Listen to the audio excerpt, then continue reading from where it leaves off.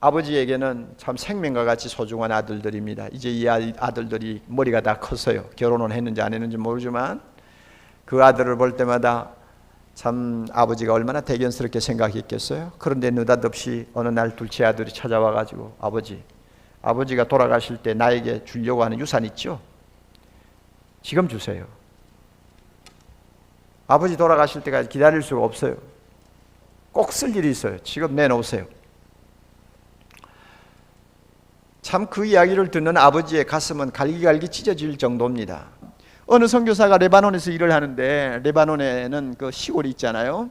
지금도 예수님 당시와 비슷한 문화 환경을 가진 그런 시골촌이 있대요. 그래서 선교사가 일부러 그곳에 가가지고 아직도 성경에 대해서 전혀 모르는 사람들에게 이 비유를 이야기해 줬답니다. 그리고 반응이 어떻나 하고 살펴봤더니 거기 사람들이 그러더래요. 아직도 죽을 날이 요원한 아버지에게 가서 재산 내놓으라 하는 것은 아버지 보고 빨리 너 죽어라 하는 것과 똑같대요. 그렇게 모욕을 받으면서 아들의 요청을 들어서 재산을 나누어 줬다는 것은 자기들로서는 도무지 이해를 할 수가 없다고 그러더래요. 그러니 큰아들의 입장에서 볼 땐 동생이 얼마나 그 못된 짓을 한 거예요. 그러니 미울 수밖에. 그렇잖아요. 당연한 거예요. 못된 짓을 하면 자식도 미운데 뭐 형제끼리 형제간에 얼마나 믿겠어요. 게다가 재산이나 가지고 나가서 뭐가 좀 사업이라도 해가지고 뭐 돈을 더 벌었다든지 뭐 잘돼가 돌아오면 별 문제죠. 큰형이 형이 뭐라고 그랬어요? 창기와 함께 아버지 재산을 말아 먹은 놈이라고 그랬잖아요. 그러니까 완전히 싹쓸이 해버린 인간이란 말이에요. 어떤 사람이 말한 것처럼 만약 그 동생이 나가서 뭐 착실하게 살았고 돈을 벌고 성공을 했더라면 아버지에게 돌아왔을까? 여러분 어떻게 생각하세요? 절대로 안 돌아왔을 거예요. 그러나 이제 기댈 데가 없으니까 배가 고프니까 돌아왔으니까 파렴치한 인간이죠. 그러니 형이 볼 때는 아주 이건 뭐 도무지 쳐다만 봐도 기분이 나쁘다 그 말이에요. 그러니 형의 그 노하는, 형이 화를 내는 것은 너무나 당연하게 보입니다. 게다가 그 형의 마음에 더 불을 붙인 사람이 있어요. 누군지 알아요? 아버지요. 자기를 위해서는 뭐 잔치 한 번도 안 해주더니 말이야. 재산 다 말아먹고 이제 거지가 돼 들어온 놈을 가지고 너무 좋아가지고 저렇게 잔치하는 그 아버지죠. 또 화나게 만들기 마침 좋은 사람이야. 그러니까 우리가 볼 때 좋아하는 아버지는 이해가 안 됩니다. 오히려 화를 내는 형님이, 큰아들이 훨씬 더 인간적이에요. 우리하고 맞아요. 그래요, 안 그래요? 그렇죠. 여기에 중요한 진리가 있습니다. 이 큰아들은 바로 우리 자신의 모습을 보여주고 있다는 것입니다. 이게 중요한 거예요.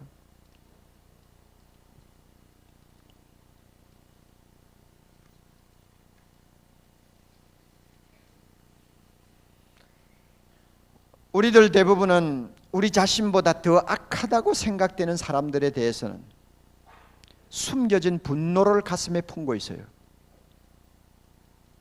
마치 바리새인들이 죄인들을 보고 화를 내듯이, 마치 큰아들이 동생을 보고 화를 내듯이 우리 가슴에는 나보다 더 악하다고 생각되는 사람들에 대해서는 분노를 품고 있어요.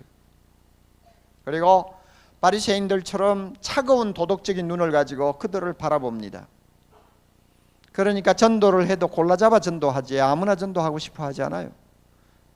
내가 접근하기 싫고 만나기가 좀 껄끄러운 사람은 할 수 있는 대로 피합니다. 그리고 내가 악하다고 생각하는 사람들이 구원을 받는 것 자체가 별로 기분 좋은 거 아니에요.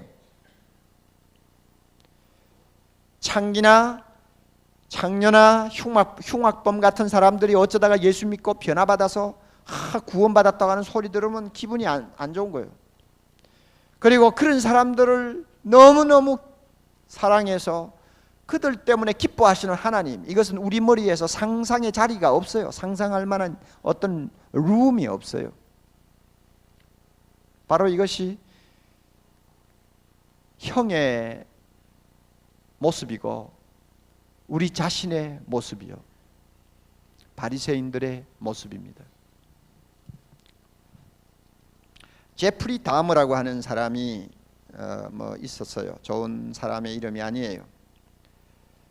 한 5년 전에 미국 사람인데 17명의 여자를 욕보이고 죽였어요.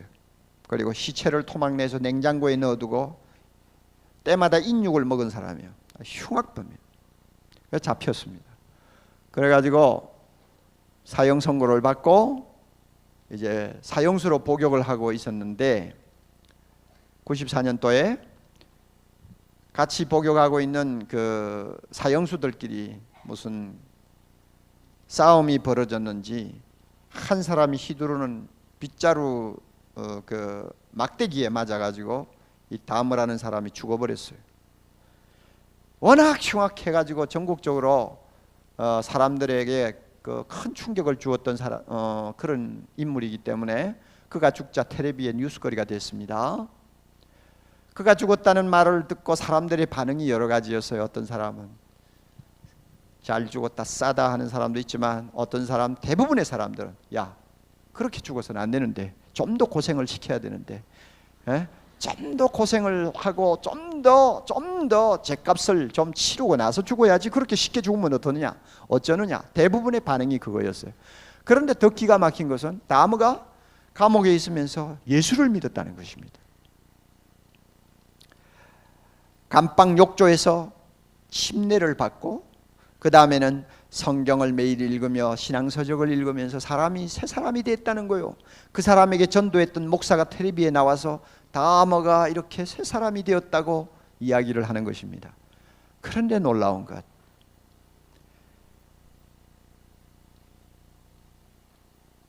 그 텔레비의 인터뷰를 진행하던 아나운서가 마지막으로 한 코멘트가 중요한 것입니다. 오늘 이 텔레비를 본 사람들은 모두가 편치 못한 마음으로 텔레비를 떠날 것입니다. 예수 믿고 구원받았다는데도 편하게 그 말을 받아들이는 사람이 하나도 없는 거예요. 이게 형의 마음이요, 바리새인의 마음이요, 우리 자신의 마음입니다. 저도 안 편해요. 그 이야기 들으면 그 천국 가서 되겠나. 여러분, 우리가 모두 이런 모양이니까 무한한 자비를 가지고 세상을 보시는 하나님을 어떻게 이해할 수 있으며 탕자와 같은 죄인들이 회개하는 것을 보시고 기뻐서 어찌할 줄을 모르시는 하나님을 우리가 어떻게 이해할 수 있겠어요? 오히려 우리는 바리새인 쪽으로 더 가까이 기울어지고 있는 것을 봅니다. 아니면 큰아들과 유사한 사람으로 점점 닮아가는 것을 봅니다. 오늘 한국교회 이미지가 어떠하다고 생각합니까? 창녀를 찾으시는 예수님의 이미지인가요? 저는 아니라고 생각해요. 돌아온 탕자를 끌어안고 춤을 추는 아버지의 이미지인가요? 아니라고 생각합니다. 사랑의 교회는 그런 이미지가 아니에요. 사랑의 교회도 분명히 하나님이 슬퍼하는 문제가 있어요. 여러분, 이 사랑의 교회 주변에 유흥가도 있잖아요. 우물가 성교회가 발족되고 나서 지난 10여 년 사이에 참 복음을 듣고 변화받은 사람들이 여러 명 사랑의 교회로 들어왔어요. 카페를 하다가 회개하고 문 닫고 교회로 온 사람도 있고, 심지어 좀 몸을 팔고 좀 좋지 않던 행동을 하던 사람도 회개하고 교회로 들어온 사람도 있고, 그래서 예수 믿고 야, 예수님만이 나에게 진정한 위로와 기쁨이 되는구나 하고 막 감격해가 들어왔는데, 그래가 어떤 사람은 다락방에도 들어가고 어떤 부인은 또 제자훈련도 들어갔는데요, 지금 그들 중에 교회에 남아있는 사람은 하나도 없어요. 왜 그런지 알아요? 배겨내지를 못하는 거야. 다락방에서 왕따 당해, 제자훈련반에서 왕따 당해, 겉으로는 웃으면서 자기들끼리 모이면 다 수근수근거리고 뒤에서 손가락질하는 거예요. 우리는 이런 슬픈 이야기를 가지고 있습니다. 이런 면에서 옥목사의 목회는 실패한 목회예요. 예수님의 모습을 보여주는 교회가 아니라 바리새인들의 모습을 보여주는 교회를 지금까지 목회해 왔으니까 어떤 면엔 나도 실패자죠.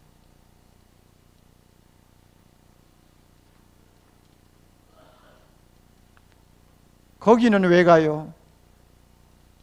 그러지 않아도 내가 비참한데 거기 가면 그 사람들 때문에 나는 더 비참해져요. 이런 이미지를 풍기는 교회라면 이거는 하나님이 원하는 교회가 아니에요. 우리는 하나님을 몰라도 한참 모르고 있다고 보는 것이 좋습니다. 우리는 어떤 면에서는 기독교의 복음의 본질을 변질시키고 있다고 생각해도 잘못이 아니라고 봅니다. 기독교의 본질이 뭡니까? 여러분, 기독교의 본질이 뭐예요? 예수님의 족보를 한번 보세요. 몇 장에 있어요? 예수님의 족보가 어디 있느냐고요? 마태복음 1장이 대표적이죠. 마태복음 1장에 보면 소위 유명한 나코나코의 족보가 나오잖아요. 거기 보면 참 부끄러운 스캔들을 숨겨놓고 있는 여자 넷이 나와요. 그 중에 한 사람은 뭐 스캔들이 없었지만 그 대신 그 사람은 이방 여자고, 세 사람은 참 기가 막힌 스캔들을 항상 붙여다니는 여자입니다. 자, 다말, 그는 과부였어요. 아이를 갖고 싶어서 궁리하다가 창녀의 옷을 입고 길가에 앉아가지고 시아버지를 유혹했습니다. 그래가지고 아들을 낳았어요.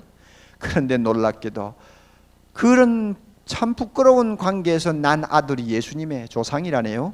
예수님은 그런 조상을 가지고 세상에 태어났답니다. 여러분, 이해가 됩니까? 라합, 여리고 성에서 인류가는 기생이었습니다. 그런 여자가 유대인하고 어떻게 결혼을 해가지고 아이를 낳았네요. 예수님이 바로 그 자녀의 후손이랍니다. 기억이, 그 상상을 할 수 있어요?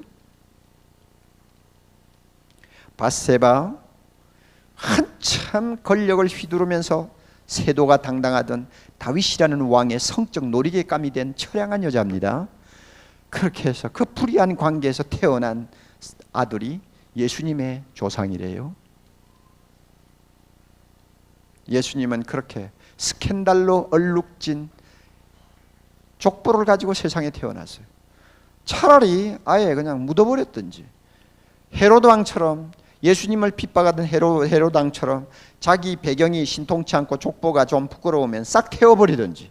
그렇지 않고 보세요. 성경에는 그 있는 족보를 그대로 다 노출돼 시켜놓고 가장도 하지 않고 변명도 하지 않고 있는 그대로 다 털어놓고, 이것이 예수님의 족보요, 예수님은 이와 같은 혈통을 타고 이 세상에 오신 이 세상의 구원자입니다 하고 이야기하고 있습니다. 여러분, 이해가 되세요? 이게 기독교의 본질입니다. 무엇을 의미합니까? 예수님에게는 악해서 구원받을 수 없는 사람은 존재하지 못한다는 것을 이야기하는 것입니다. 예수의 족보에 들어있는 여자들만 보아도 그 사람보다 더 악한 사람이 세상에 몇 명이나 되겠어? 부끄러운 사람. 그런 혈통에서 주님이 오셨으면 이 세상에서 악해가지고 악하다는 이유 때문에, 남보다도 더 악하다는 이유 때문에 하나님이 받아주지 아니할 사람은 아무도 없다는 메시지를 그 족보가 담고 있는 거예요. 이게 기독교의 본질입니다. 그래서 하나님은 탕자가 돌아올 때 과거 묻지 아니하고 끌어안고 기뻐서 어찌할 줄을 몰랐으며, 우리 하나님이 세리와 창기와 죄인들이 돌아올 때 누구보다도 기뻐서 하늘의 천군 천사와 함께 즐거워한다는 것입니다. 이게 기독교의 본질이에요. 여러분, 우리는 히틀러 하면은 치가 떨리죠. 뭐 우리가 직접 피해를 당하지는 않았지만 생각만 해도 그것은 악마의 화신이요. 굴레 수염만 봐도 그냥 소름이 끼칠 정도의 아주 우리는 좋지 않은 이미지를 갖고 있어요. 유대인 600만 명을 그냥 가스실에서 죽인 것은 고사하고, 그가 일으킨 전쟁 때문에 얼마나 아까운 젊은이들이 일선에서 전선에서 죽었으며, 그 죽은 아들 때문에 피눈물을 쏟은 어머니들을 우리는 상상을 하면 그 악한 인간이 어떻게 그 모든 죄를 다 씻을 수 있겠어요? 그러므로 히틀러를 놓고 뭐 예수 믿는다, 구원받는다, 우리는 생각해 본 일도 없어요. 그런데 그 히틀러에게 핍박을 받아서 망명을 다니던 위대한 신학자 한 사람이 있었습니다. 칼 바르트. 여러분이 신학을 조금 아시는 분은 뭐 금방 아는 이름이죠. 그만큼 탁월한 신학자인데, 그 망명을 다니던 그 신학자에게 어떤 학생이 가서 물었답니다. 박사님, 목사님, 만약에 지금 히틀러를 만난다면 무슨 말씀을 하고 싶습니까? 꼭 하고 싶은 말 한마디만 한번 해주세요. 그랬더니 칼발트가 가만히 생각하고 있다가 이런 말을 했어요. 히틀러 총통, 예수님은 당신을 위해 십자가에 죽으셨습니다. 이 말 하고 싶다고 그랬어요. 그 말은 뭐냐면 당신도 회개하면 구원받을 수 있다. 예수님은 당신 같은 사람도 구원하기 위해서 십자가에 죽으셨다 하는 이야기입니다. 이게 기독교의 본질입니다. 그러나 우리는 이런 기독교의 본질을 너무 많이 왜곡시키고 있습니다. 그래서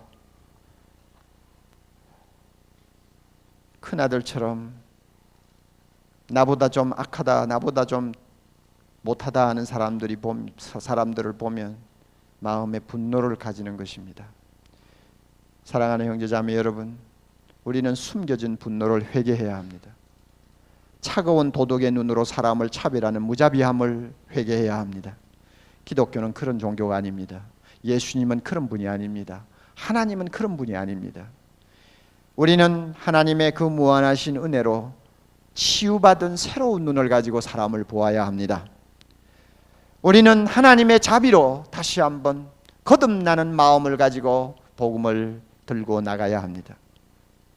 은혜로 치유된 눈을 갖지 아니하면 우리는 하나님을 기쁘게 하는 영혼 구원을 할 수가 없습니다. 여러분 주변을 돌아보세요. 절대로 전도하고 싶지 아니해서 따돌려 놓은 식구가 있습니까? 친구가 있습니까? 우리는 그들을 찾아가야 합니다.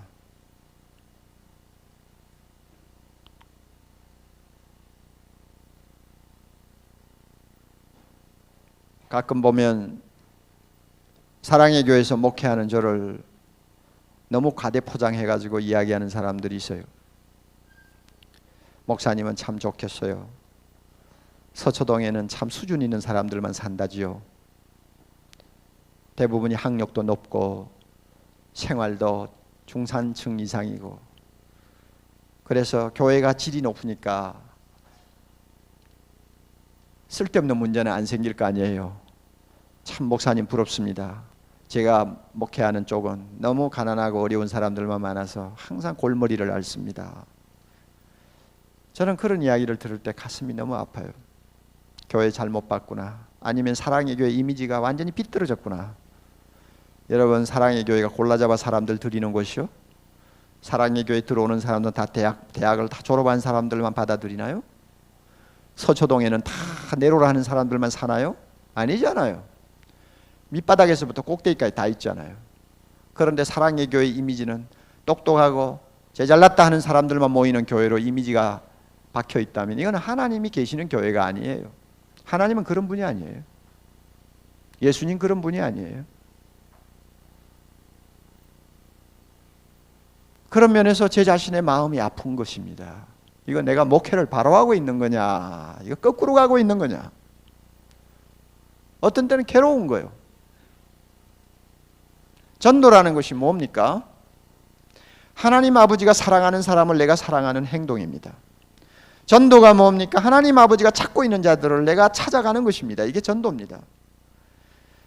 전도할 때는 내 기분 내 마음대로 하는 것이 아닙니다. 우리 아버지가 제일 기뻐하시는 일이 뭔가를 알고 하는 것이 전도입니다. 우리 하나님이 제일 기뻐하는 게 뭡니까?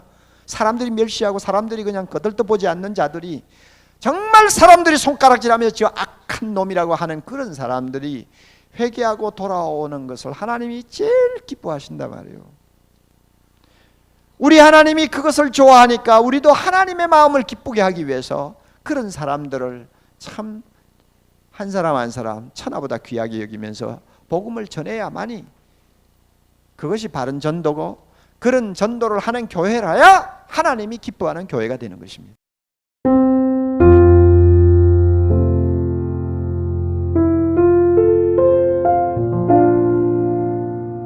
예수님이 갈릴리에서 복음을 전하기 시작하자 이스라엘 방방곡곡에서 구름대와 같이 많은 사람들이 모여들기 시작했습니다. 어떤 지역에서 사람들이 모였습니까? 바로 앞에 있는 4장 25절에 보면 갈릴리에서도 오고 데가볼리에서도 오고 예루살렘과 유다 지방에서도 오고 심지어 요단강을 건너서 이방 사람들이 많이 살고 있는 지역에서까지 사람들이 몰려왔습니다. 몰려온 그들의 신분이 대충 어떤 사람들이었느냐, 물론 지쳐놓고 잘 사는 사람들도 좀 끼어 있었겠지만 대부분의 사람들은 4장 24절을 보면 병든 자들이요, 귀신 들린 사람들이요, 어떤 면에는 세상으로부터 버림당한 외로운 사람들이요, 가난한 사람들, 죄인들이었습니다. 세상적으로 말하면 실패자들입니다. 그리고 소망이 없어 보이는 사람들이 예수님 주변으로 모였습니다. 예수님은 이런 무리들을 이끌고 갈릴리 바다가 시원하게 내려다 보이는 산등성이로 올라가셨습니다. 그리고 그 자리에 앉으셔서 입을 열어 가르치기 시작했습니다. 심령이 가난한 자는 복이 있나니 천국이 저희 것이며, 애통하는 자는 복이 있나니 저희가 위로를 받을 것이며, 온유한 자는 복이 있나니 저희가 땅을 기업으로 받을 것이며, 이렇게 말씀을 하기 시작했습니다. 5장 1절에 보면 이 말씀을 하시는 예수님 앞에는 마치 제자들만 앉아있는 것 같은 착각을 일으키는 표현이 하나 나옵니다. 제자들이 나아온지라. 물론 산상수훈의 내용을 보면 이것은 세상 사람들이 받을 수 없고 소화할 수 없는 내용입니다. 예수님을 믿고 예수님을 따르기를 작정한 제자들에게나 통하는 너무나 차원 높은 진리와 신비스러운 진리이기 때문에 일반 무리들이 들어서도 무슨 소리인지 알기 어려운 내용일 것이다 하는 것은 우리가 인정할 수 있습니다. 또 액면 그대로 이해를 했다고 할지라도 그 말씀의 깊이를 절대 들여다볼 수 없었을 것이라고 생각합니다. 그렇다고 해서 예수님이 무리들은 따돌려 놓고 제자들만 상대하여 하신 말씀이라고 하는 것은 이치에 맞지 않습니다. 이 무리들도 언젠가는 예수 믿게 될 것이고 예수 믿으면 그리스도의 제자가 다 될 사람들입니다. 이런 의미에서 예수님은 12제자만이 아니고 하늘의 별들처럼 무수하게 나타날 미래의 제자들을 눈앞에 그리면서 산상수훈의 말씀을 하셨다고 저는 보고 있습니다. 5장 1절에 보면 또 재미있는 말 한마디가 있습니다. 산에 올라가서 앉으셨다고 그랬죠. 산에 올라갔으니까 앉았지, 그렇게 생각하면 간단하죠. 예수님이 산에 올라가서 앉으셨다. 그래, 앉으셨다는 게 어땠다는 거야? 우리가 그렇게 말할 수 있지만은 이것은 가르치는 선생으로서의 예수님의 권위를 나타내는 아주 중요한 말씀입니다. 그러므로 예수님이 산에 가서 앉으셨다 하는 것은 하나님의 아들로서의 권위를 가지고 가르치시기 시작했다 하는 이야기를 이 말씀 속에 담고 있습니다.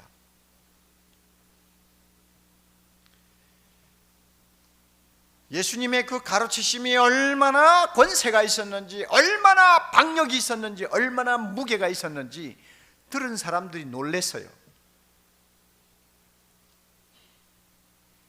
무리들이 예수님의 말씀을 다 듣고 나서 어떻게 반응을 했는가를 우리가 좀 봅시다. 7장 28절 넘어가서 보면 이런 말씀이 있습니다. 무리들이 그 가르치심에 놀랐다 그랬습니다. 왜 그런가 하면 그 가르치시는 것이 뭐와 같았다고요? 권세 있는 자와 같다. 참 이거 도무지 감히 얼굴을 들고 볼 수가 없을 만큼 권위를 가지고 가르치시는 분이라는 것입니다. 그리고 저희 서기관들과 같지 아니했다. 서기관들은 직업적으로 가르쳤잖아요. 직업적으로 가르치면 아무래도 감동이 적고 또 직업적으로 가르치는 사람의 말은 권위가 좀 약합니다. 그러나 예수님은 그렇게 직업적으로 형식적으로 가르치는 분이 아니었어요. 말 한마디 한마디가 사람들의 심금을 울렸습니다. 하늘에서 떨어지는 하나님 자신의 음성으로 사람들의 귀에 들렸단 말이에요. 그러니까 놀랐어요. 앉아서 가르치신 주님의 그 태도에는 이와 같은 권위가 있었습니다. 예수님의 말씀은 권세가 있습니다. 그러므로 우리가 귀담아 들으면요, 마음이 아무리 캄캄한 사람이라도 하늘에서 삐치삐치멀 삐치는 은혜를 맛보게 될 것입니다. 또 우리의 마음이 굳어서 그 말씀을 잘 받아들일 수 없다 할지라도 그 권위 있는 말씀에 귀를 기울이면 우리 마음의 빗장을 열고 그 말씀이 깊이 들어와서 우리의 마음에 자리를 잡는 것을 여러분이 발견하게 될 것입니다. 이와 같은 은혜가 있기를 바랍니다. 에레미야는 하나님의 말씀을 받은 다음에 그는 이렇게 고백합니다. 내가 주의 말씀을 얻어먹었사오니 막연히 귀로 듣는 거 아니에요. 그 말씀을 먹듯이 마음속 깊이 담았다는 말입니다. 얻어먹었사오니, 그러고 나서 보니까 그 말씀이 내 기쁨이 되었나이다. 그 말씀이 내 마음의 즐거움이 되었나이다. 에레미야 15장 16절에 에레미야가 고백한 그 은혜가 오늘 우리 모두에게 있어야 되겠습니다. 이 성경 본문 보면 복이 있나니 하는 말이 8번 반복되어서 나옵니다. 그래서 팔복이라고 하고 마지막에 한 번 더 그 말이 나오기는 합니다만 주로 일반적으로 구복이라고 하지 않냐고 팔복이라고 합니다. 첫째로 우리가 꼭 명심해야 될 진리가 있습니다. 이 팔복의 말씀은 예수님 자신의 성품이요 동시에 예수님을 따르는 제자들의 성품을 이야기하고 있다는 것입니다. 심령이 가난한 자, 본성하고 관계가 없어요. 물론 사람들 중에는 천성적으로 겸손한 사람도 있고 눈물이 많은 사람도 있고 성격이 부드러운 사람도 있고 의분이 강한 사람도 있습니다. 그러나 주님은 그런 생물학적인 특징을 지금 여기서 논하는 것 아닙니다. 뭐냐 그러면 예수를 믿는 사람은 이러이러한 성품을 갖게 될 것이다 하는 것입니다. 주님의 입장에서 보면 나를 따르는 자는 내가 갖고 있는 성품이 이러한 즉 너희의 성품도 이러해야 하느니라 하는 것을 지금 팔복을 가지고 가르쳐주고 계십니다. 그러므로요 이 8가지를 개별적으로 떼놓고 생각을 하시면 안 됩니다. 무슨 말씀인가 하면 어떤 사람은 특별히 마음이 온유하다, 또 다른 사람은 심령이 가난하다. 이래서 한 사람 한 사람이 각각 한 가지씩 소유하는 성격으로 보시면 안 된다 그 말입니다. 이 품성은 예수님을 닮아가기를 원하는 한 사람의 온전한 성품을 가리킵니다. 왜냐하면 이 8가지는 예수님 자신의 성품이에요. 그러므로 그 예수님 자신의 성품이 내 것으로 받아들여졌을 때 내 안에서 나타나는 새로운 성품이요 거룩한 성품을 이야기합니다. 팔복이 예수님 자신의 성품을 이야기하는 것이기 때문에 흔히 예수님의 초상화라고 이름을 붙이는 사람도 있습니다. 마치 그런 것 같아요.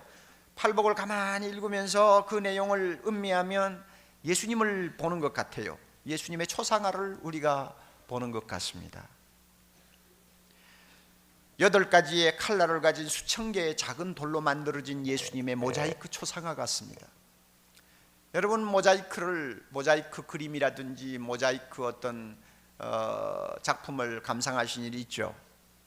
작은 돌들은 여러 가지 색깔을 띠고 있지 않습니까? 파란색, 초록색, 노란색, 흰색 등요. 우리가 얼굴을 모자이크에 가까이 대고 가만히 들여다보면 돌 하나하나의 아름다움을 음미할 수 있습니다. 그러나 그 모자이크로부터 몇 걸음 뒷걸음질해서 전체를 보면 이 작은 돌들이 모여서 아름다운 하나의 그림을 우리에게 보여주는 것을 알게 됩니다. 팔복이 꼭 같아요. 심령이 가난한 자는 복이 있나니 하는 말씀 하나하나 뜯어보아도 그 나름대로 은혜가 풍성하지만 조금만 뒤로 물러서서 팔복 전체를 우리가 이렇게 깨닫고 또 마음에 담고 생각하면 예수님의 거룩하신 모습이 우리 눈앞에 나타나는 것을 볼 수 있습니다. 예수님의 그 모습에는 심령의 가난함이 있습니다. 애통함이 있습니다. 온유함이 있습니다. 의에 줄이고 목마름이 있습니다. 예수님의 그 얼굴에는 화평이 있고 의를 위해 핍박을 받은 흔적들이 남아 있습니다. 예수님의 초상화가 보여요. 그러므로 주님이 이 말씀을 권위 있게 하시는 저희가 뭐냐? 내가 이러하니 너희도 이러해야 된다 하는 것입니다. 너희는 모두 나처럼 되라 하고 말씀하는 것입니다. 우리는 예수님처럼 되어야 합니다. 헨리 나우엔의 말처럼 진정한 구원은 작은 예수가 되는 것입니다. 막연히 천당 들어가는 것을 의미하지 않습니다. 예수 믿고 구원받았다, 그 말은 예수님을 따라가는 자요, 예수님을 닮는 자요, 결국에는 예수님과 똑같은 사람이 된다는 것을 의미합니다. 그러므로 우리 모두가 예수의 제자입니다. 팔복의 내용은 예수님 자신의 성품이기 때문에 그를 배우고 따르고 담기를 원하는 사람은 그 말씀을 마음에 담고 늘 묵상해야 합니다. 그래서 나도 모르게 주님을 닮아가도록 노력을 해야 합니다. 여러분 이 자리에 와서 말씀을 듣고 계시지만 예배를 마치면 무슨 말씀을 들었는지도 모르고 다 잃어버리고 또 일주일을 살아야 될 사람도 많아요. 이번만은 그러지 맙시다. 이번 한 주간 동안 이 말씀 한마디 한마디를 여러분이 매일 묵상하세요. 그러면 그 말씀이 나의 성품을 심는 씨앗이 되어서 나로 하여금 주님을 닮아가도록 계속 작업을 할 것입니다. 그래서 나도 모르는 사이에 나는 주님을 닮은 사람이다 하는 말을 들을 수 있도록 우리 모두가 노력해야 될 것입니다. 또 한 가지 생각할 것이 있습니다. 이 팔복은 예수님 자신의 행복을 우리에게 가르쳐주고 있습니다. 내가 이렇게 행복한데 너희도 행복해야 된다 하는 주님의 그 따뜻한 마음이 이 말씀 안에 들어있어요. 주님이 그러잖아요. 심령이 가난한 자는 복이 있나니, 복이 있나니 하는 이 말투는 감탄사입니다. 심령이 가난한 자들의 행복이여 하는 말과 같습니다. 온유한 자의 행복이여, 의를 위하여 핍박을 받는 자의 행복이여 하는 말씀이에요. 심령이 가난하면 얼마나 행복한지 아니? 화평케 하는 생활을 하면 얼마나 행복해지는지 아니? 그 행복은 말로 표현할 수 없는 것이다 하는 감탄, 감격이 이 말씀 속에 들어있어요. 우리가 이것을 볼 줄 알아야 합니다. 복이 있나니 하는 말은 마카리오스라고 하는 헬라어 말입니다. 그런데 재미있는 것은 이 마카리오스라고 하는 이 말이 사람들의 행복을 가리켜서 사용하는 단어가 아니라는 것입니다. 하나님의 행복을 가리킬 때 사용하는 말이라고 합니다. 그러므로 심령이 가난한 자 복이 있나니, 의에 줄이고 목마른 자 복이 있나니 할 때 의에 줄이고 목마른 자의 행복인데 이 행복은 하나님이신 예수님 자신의 행복을 가리키는 것입니다.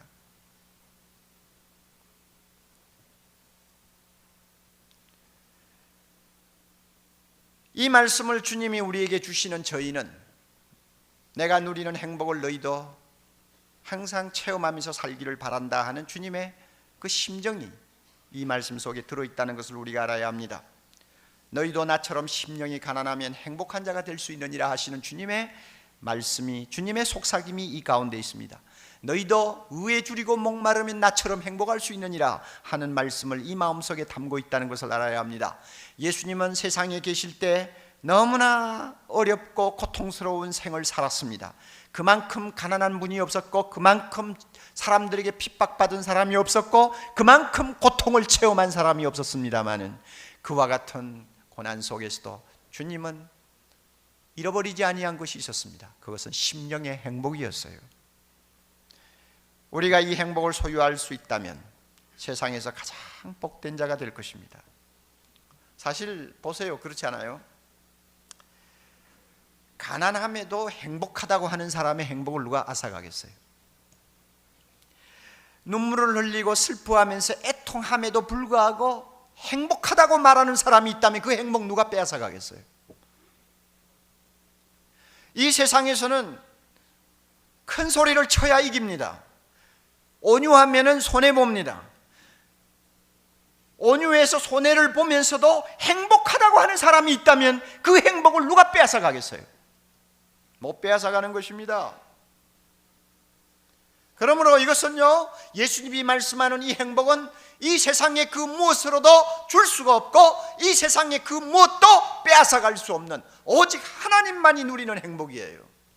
이 행복을 주님이 우리에게 가르쳐 주시는 것입니다.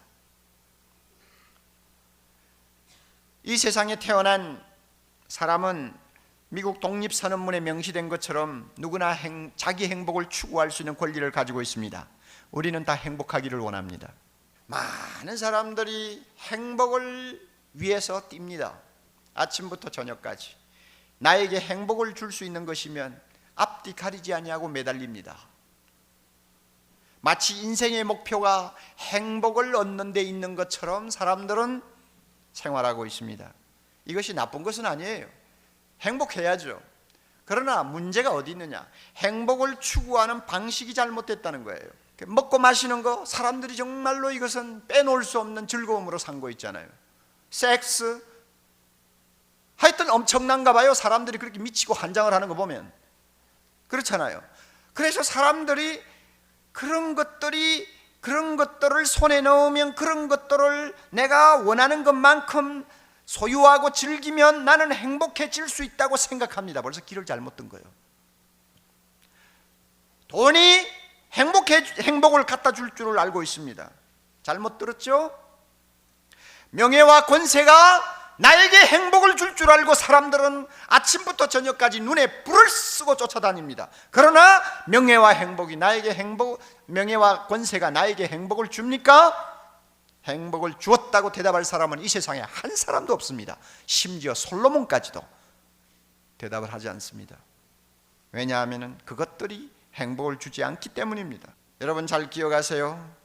죄는 우리의 눈을 가립니다. 그리고 우리를 속입니다. 죄는요, 행복을 줍니다. 그 행복은 일시적인 거예요. 행복을 줍니다. 죄에 끌려가면요, 일시적으로는 굉장히 만족스럽고 행복해집니다. 섹스를 추구하든지, 아니면은 뭐 돈을 추구하든지, 아니면은 어떤 무엇을 추구하든 간에 죄는 우리를 잠깐 행복하게 만듭니다. 그래서 사람들이 속아 넘어가는 거예요. 그 속임수에 빠지는 거예요. 그러나 우리가 확실히 알고 있어야 합니다. 모두가 거짓이요, 쾌락도 우리에게 행복을 주지 못합니다. 재물도 행복을 주지 못합니다. 명예나 권력도 행복을 가져다 주지 못합니다. 그 모든 것은 결국은 전도서가 선언한 것처럼 헛되다로 귀착된다는 것을 잊어서는 안 됩니다. 헛되고 헛되며 헛되고 헛되니 모든 것이 헛되도다. 오중주의 헛됨으로 다 귀착되고 끝납니다. 그러므로 세상이 주는 것은 행복이 아닙니다. 세상을 바라보고 행복을 추구하는 것은 어리석은 행동입니다. 이런 이유 때문에 예수님은 진정한 행복의 길이 어디 있는, 행복의 길이 어디 있는가를 우리에게 말씀하고 있습니다. 예수님을 왕으로 내 마음에 모시고 그분의 성품을 닮아가기를 애쓰는 사람은 하나님이 누리시는 그 행복을 맛볼 수 있다는 것입니다. 할렐루야. 이해할 수 있습니까? 예수님을 닮으면 닮을수록 행복의 순도는 더 높아지고 진해진다고 말씀합니다. 여러분 이해할 수 있습니까? 예수님이야말로 우리 행복의 원천이 된다고 하십니다. 그 예수님, 행복의 원천 되신 예수님이 우리 안에 거하십니다. 믿습니까? 그 예수님이 내 안에 계십니다. 그 예수님이 이 자리에 계십니다. 그 예수님이 우리에게 권세 있게 말씀합니다. 행복은 밖에 있는 것 아니야. 행복은 나에게 있는 거야. 그러므로 내가 다스리는 너희 마음에서 행복을 찾아라, 그거요. 행복을 찾는 길은 어떤 것이냐? 예수님을 닮으려고 하라, 그 말입니다. 예수님이 심령이 가난하셨으면 나도 심령이 가난해지면 예수님의 행복이 내 것이 된다는 것입니다. 우리가 이 사실을 깨달을 수 있다면 얼마나 좋을까요? 팔복을 가지고 우리는 이렇게 선언할 수 있습니다. 행복은 소유로 만족하는 데 있지 않다고 합니다. 예수님처럼 심령이 가난한 데 있다고 합니다. 행복은 웃고 즐기는 데 있지 않다고 합니다. 예수님처럼 애통하는 데 있다고 합니다. 행복은 강한 데 있지 않다고 합니다. 예수님처럼 온유한 데 있다고 합니다. 행복은 욕망을 충족시키는 데 있다고 하지 않습니다. 예수님처럼 의에 줄이고 목말라 하는 데 있다고 합니다. 행복은 무정하고 차가운 데 있지 않다고 합니다. 예수님처럼 긍휼히 여기는 데 있다고 합니다. 행복은 더러운 마음에 있지 않다고 합니다. 예수님처럼 청결한 마음을 가진 자에게 있다고 합니다. 행복은 다투고 갈등하는 데 있지 않다고 합니다. 예수님처럼 화평케 하는 데 있다고 합니다. 행복은 불의와 타협하는 데 있다고 하지 않습니다. 예수님처럼 의를 위하여 핍박을 받는 데 있다고 말씀합니다. 이 말씀을 우리 마음에 오늘 담아야 합니다. 예수님을 심령의 왕으로 모시십시오. 그러면 그분이 우리 모두의 행복의 원천이 될 것입니다. 헛된 것을 놓고 시간 낭비하고 정력 소비하지 마세요. 예수님을 마음에 모시고 그분을 주목하세요. 그분처럼 되려고 노력을 하세요. 그분을 닮으면서 하나하나 그분의 성격을 나의 성격으로 받아들이세요. 그러면 놀라운 일이 일어납니다. 저도 그렇게 되고 싶습니다. 지금까지 산상복음을 설교하지 못했지만 제가 이 설교를 하면서 동시에 저도 예수님처럼 되고 싶습니다. 그리고 예수님이 누리던 그 행복을 제가 소유하고 싶습니다. 우리 그렇게 할 수 있어요. 세상적인 조건을 보면 행복해 할 수 없는 사람처럼 보이지만 세상이 모르는 행복이 우리에게 있을 수 있어요. 세상이 앗아가지 못하는 행복이 있을 수 있어요. 그 행복은 행복의 원천 되신 예수님이 내 마음에 계심을 알고 그분을 배울 때 찾아오는 것입니다. 할렐루야. 이런 은혜가 우리 모두에게 있기를 바랍니다. 악을 쓰는 세상에서 내가 온유함으로써 행복할 수 있다면 얼마나 좋아요. 악착같이 모아보겠다고 하는 사람들 틈에서 가진 것이 별로 없어도 전혀 부러울 것이 없는 만족이 내 안에 있다면 세상에 이 사람만큼 행복한 사람이 어디 있어요? 내보다 앞서서 막 달려가는 사람들이 때를 이루는데 비록 나는 뒤처졌다 하는 느낌이 있어도 의에 줄이고 목마른 그 심정 때문에 내 마음에 신비스러운 행복이 자리를 잡는다면 세상에 이것만큼 좋은 거 어디 있어요? 우리 모두에게 이 행복이 있기를 바랍니다. 주님의 은혜가 우리 모두에게 함께 하실 줄 믿습니다.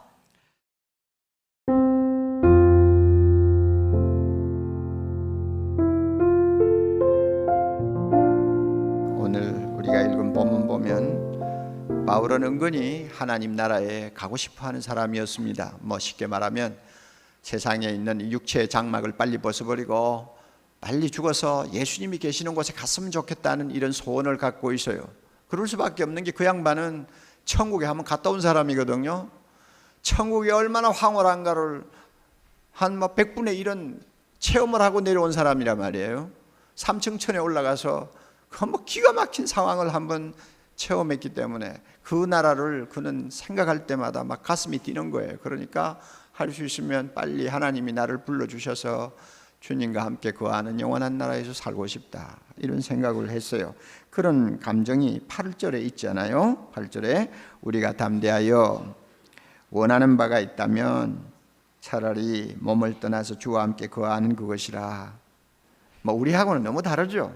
우리는 안 죽으려고 바둥바둥 거리는데 사실 바울은 가고 싶어 했어요. 이런 참 주님 앞에 가고 싶어하는 욕망을 갖고 있으면서 동시에 바울을 긴장시키는 문제가 하나 있었습니다. 죽고 나면 하나님의 심판대 앞에 서야 된다.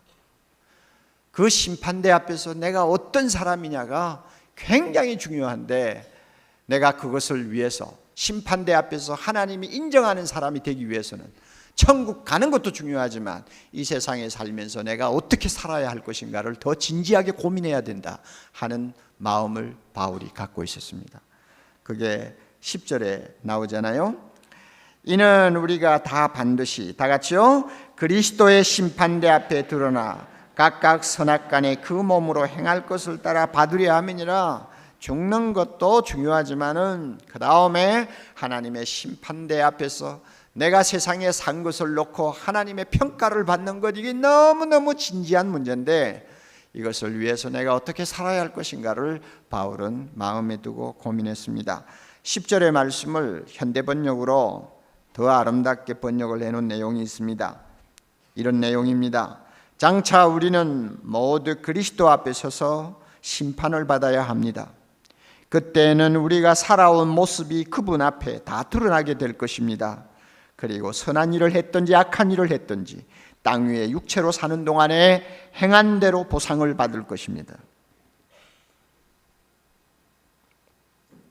이 문제 때문에 바울은 결심을 했어요. 무슨 결심입니까? 내가 이 세상에 살 동안 하나님을 기쁘시게 하는 삶을 살고 싶다. 9절에 그렇게 나오죠. 그런즉 우리는 거하든지 떠나든지 다 같이요, 주를 기쁘시게 하는 자 되기를 힘쓰노라. 다시 한번, 그런즉 우리는 거하든지 떠나든지 주를 기쁘시게 하는 자 되기를 힘쓰노라. 아니, 세상에 살든지 더 살든지 하나님이 불러가든지 간에 우리의 목표는 주님을 기쁘시게 하는 데 있다. 그래서 이 기쁘시게 하는, 하나님을 기쁘시게 하는 일을 힘써야 되겠다. 이것이 내 앞에 지금 주어진 과제다. 바울은 그렇게 이야기합니다. 여기서 힘쓴다는 말은 필로트 무메다 하는 헬라어 용어인데요, 이 말은 그저 한번 해본다는 뜻이 아니에요. 그저 뭐 한번 좀 노력해본다는 그런 의미도 아니에요. 야망을 갖는다는 뜻입니다. 야망을 갖는다. 바울은 야망을 가졌어요. 어떤 야망이냐? 하나님을 기쁘게 하는 인생 한번 살고 싶다. 천국 가서 행복하게 사는 것도 중요하지만 그 전에 하나님이 나를 이 세상에 남겨놓은 몇십 년 동안 하나님을 기쁘시게 하는 일에다가 내 삶의 초점을 맞추고 그것을 나의 야망으로 삼고 내 인생 한번 뛰어보겠다 하는 생각을 한 거예요. 왜? 나중에 하나님의 심판대 앞에 섰을 때 내가 그렇게 살다가 가야 하나님이 내 인생을 놓고 칭찬하시고 기뻐하시는 것을 볼 테니까 그것만이 나에게 중요하다. 바울이 그렇게 생각한 것입니다. 우리가 하나님의 심판대 앞에 서면 세상에서 우리가 경험했던 것, 세상에서 우리가 쌓았던 것, 세상에서 우리가 얻었던 모든 명성 다 아무것도 아닙니다. 오직 하나님을 기쁘게 한 것만이 남습니다. 여러분 이거 믿으세요? 믿으시나요? 진짜 믿으시나요? 하나님 앞에 가면 하나님을 기쁘시게 한 것만이 남습니다. 나머지는 다 없어져요.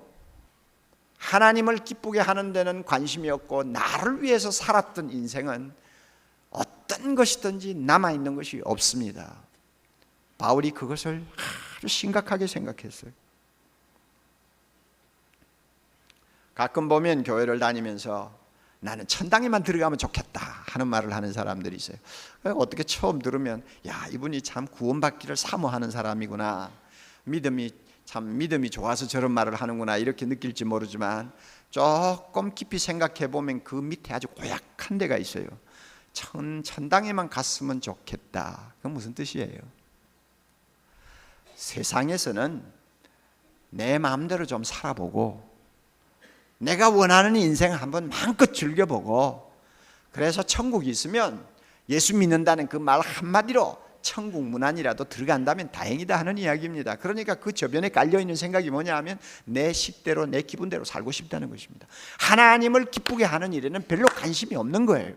한번 왔다가 가는 세상 후회 없이 한번 살아보고 싶은 욕망이 있는 거예요.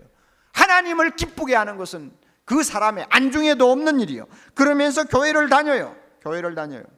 여러분 이런 분들이 천국에 들어갈 수 있을까요? 글쎄 제가 단적으로 말하기는 어렵습니다만 굉장히 회의적입니다.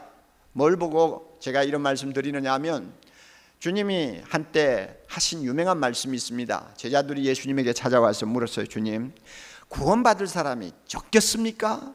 그러니까 그 뒤에는 또 이어야 될 질문이 있죠. 많겠습니까? 적겠습니까? 이 질문이에요. 그 질문을 받은 주님께서 매우 심각한 말씀 한마디 하셨어요. 누가복음 13장 24절입니다. 좁은 문으로 들어가기를 힘쓰라고 그러죠. 좁은 문으로 들어가기를 힘쓰라. 내가 너희에게 이르노니 들어가기를 구하여도 못 들어가는 자들이 많음이라. 가만히 들어보세요. 좁은 문이라고 그래요. 예수 믿고 신앙생활하는 것을 좁은 문이라고 주님이 표현합니다. 예수 믿기는 쉬워요. 평안할 때 예수 믿는 거 어렵지 않아요. 무슨 값을 요구를 합니까? 아니면 무슨 선한 공로를 요구합니까? 하나님께서는 값없이 우리를 보고 믿으라고 하셨기 때문에 누구든지 예수님이 하나님의 아들이요 나의 구원자라고 믿고 고백하면 되는 거예요. 예수 믿기는 쉬워요. 그러나 예수 믿은 다음에 신앙생활은 좁은 길이요 좁은 문입니다. 주님이 그렇게 말씀하셨어요. 그래서 사람들이 그렇게 많이 안 들어가요. 왜 좁은 문일까요? 예수 믿고 난 다음에 우리의 관심은요 천국에만 들어가면 좋겠다가 아닙니다. 그런 유치한 생각을 하는 거 아니에요. 나 같은 죄인을 구원해 주신 하나님께 어떻게 하면 보답하는 인생을 살까? 이게 주된 관심사요 우리의 화두가 됩니다. 큰 죄악에서 건지신 하나님, 감히 하나님 앞에 설 수 없는 더러운 것을 주께서 이렇게 구원해서 하나님의 영광스러운 자녀를 삼으시고 하늘에 있는 모든 축복을 값없이 안겨주셨는데 이 귀한 은혜를 받은 내가 한 생을 살면서 이 은혜를 조금이라도 보답하려면 어떻게 살아야 될까? 어떻게 하면 하나님을 기쁘시게 할까? 이것이 항상 관심사예요. 이 관심사대로 살려면 입으로 주여 주여만 해가지고 안 되거든요. 자기를 부인해야 되거든요. 자기의 십자가를 지고 주님을 따라갈 때도 많이 있거든요. 어떤 때는 생명과 바꾸는 위기를 만날 수도 있습니다. 그런 값을 지불하면서 하나님을 기쁘시게 하기를 원하는 것이 신앙생활이기 때문에 이것은 좁은 길이에요. 아무나 들어갈 수 있는 길이 아니에요. 그러므로 주님의 대답은 간단합니다. 주님, 천국에 들어갈 자가 많습니까? 적습니까? 주님은 많지 않을 것 같다. 주님의 대답이에요. 여러분 성경을 보세요.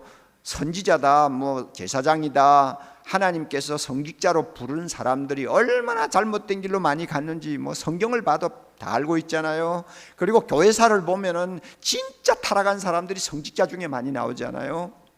목사라고 다 주님을 기쁘시게 하는 삶을 산다고 하면 착각이에요. 그러므로 제가 두려워하는 거예요. 자기를 위해서 열심히 할 수 있어요. 자기의 명예를 위해서 헌신할 수 있어요. 자기의 성공을 위해서 교회를 위하여 시간을 투자하며 생을 바칠 수 있어요. 그래서 성공한 목사라고 하는 말을 들을 수도 있어요. 사람은 그 사람의 중심을 모르니까 하나님을 기쁘게 했는지 자기를 기쁘게 하는 삶이었는지 판단 못하지만 하나님은 다 하신다고 말이에요. 기독교는 내 식대로 내 기분대로 세상 그저 행복하게 살기 위해서 그저 우리가 들고 다니는 종교가 아니에요. 세상은 아무것도 아니에요. 기독교의 중심은 영원한 나라에 있어요. 거기 가서 내가 어떤 사람이냐가 중요한 거예요. 이 세상은 연습이에요. 이 세상은 나그네예요. 이 세상은 여행하는 곳이에요. 리허설하는 곳이에요. 여기서 리허설을 하면서 하나님을 기쁘시게 하는 삶을 살았다면 영원한 나라에 가서 영원토록 하나님을 기쁘게 하는 행복한 자가 될 수 있고, 이 세상에서 리허설을 하면서도 자기를 위해서 살았다면 그 사람은 하나님 나라에 들어갈 수가 없어요. 그런 사람은 천국에서 용납이 안 되니까요. 그러면 자, 우리가 어떻게 하면 하나님을 기쁘시게 하는 사람이 될 수 있을까요? 두 가지로 생각합시다. 첫째로요, 하나님이 기뻐하시는 사람이 되어야 합니다. 인격이 되어야 합니다. 하나님이 기뻐하시는 사람요. 여러분, 자녀를 낳으면 우리 참 그의 자녀를 키우는 또 재미가 있지 않습니까? 그 참 재롱을 피우는 거 보면 이놈이 제 밥그릇 노릇 하는구나 이런 생각하잖아요. 그래서 애들을 키우는 것은 희생이 아닙니다. 부모를 위해서 너무너무 하나님이 좋은 선물을 자녀를 통해 주셔요. 그래서 세상 사는 재미를 우리가 느끼지 않아요? 애를 키우면서요. 그런데 자녀를 키우는 부모의 심정, 가장 바라는 것이 무엇입니까? 물론 나중에 성공하는 자가 되기를 원하고 유명한 사람 되기도 원하지만은 그거보다 더 중요한 것은 부모가 볼 때 참, 야, 저거 대 먹었구나. 누가 생각해도 인격자로 존중받는 사람 되기를 원하죠. 이게 부모의 심정이에요. 하나님이 우리에게 원하시는 소망이 뭔지 아세요? 자기 형상을 닮은 사람이 되기를 원합니다. 자기 형상을 닮은 사람. 다른 말로 바꾸면 자기 아들인 예수님을 닮은 사람이 되기를 원합니다. 우리가 예수님을 닮아 하나님의 형상을 우리에게서 나타내 보일 수만 있다면 하나님은 우리를 보실 때마다 기뻐하시고 우리를 보실 때마다 즐거이 부르실 것입니다. 하나님이 원하는 사람이에요. 그래서 처음에 창조하실 때도 우리를 만드실 때도 자기의 형상대로 우리를 만드셨잖아요. 창세기 1장에 가서 보면 우리의 형상대로 우리의 모양대로 사람을 만들자. 그래서 이 세상 모든 피조물 가운데서 하나님의 형상을 닮은 사람은 인간뿐입니다. 그러므로 인간이 존엄합니다. 인간이 참 영광스러운 존재입니다. 그러나 죄로 인해서 우리는 이 형상을 잃어버렸어요. 이 형상이 파괴되어 버렸어요. 그리고는 하나님을 닮기보다 마귀를 닮는 존재가 되어버렸어요. 들판에서 형제가 일하다가 형이 돌멩이를 들고 동생을 그냥 잔인무도하게 때려 죽이는 그런 일을 해도 눈 하나 깜짝하지 아니하는 마귀와 같은 우리의 모습을 보시고 하나님이 얼마나 슬퍼하시는지, 100년 200년 슬퍼하셨어요. 1000년 2000년 슬퍼하셨어요.